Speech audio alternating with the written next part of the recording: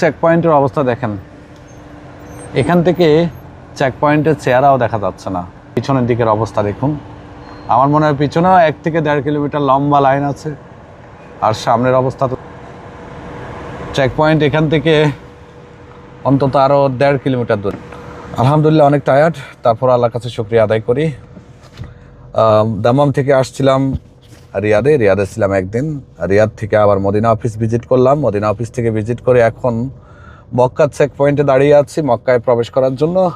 আর আমার প্রবেশ করতে কোনো সমস্যা হবে না, যার কারণ আমার কাছে আছে আমার পারমিট। আমি এবং আমার প্রত্যেকটা স্টাফের জন্য আমি মক্কা প্রবেশের পারমিট নিয়ে রাখছি, কারণ আমি জানি এইবার সমস্যাটা হবে। আমাদের ইকামাতে মক্কা আল মোকাররমা লেখা থাকলেও জাওয়াজাত জুবাইল লেখাতে আমরা এইবার মক্কাতে প্রবেশ করতে পারিনি। তো যার কারণে আমি আমার প্রত্যেকটা স্টাফের জন্য এবং নিজের জন্য পারমিট ইস্যু করে নিয়েছি 80 রিয়াল করে, যেহেতু মক্কাতে আমার প্রতিষ্ঠান আছে। পারমিট কিন্তু সবাই পাবেন না।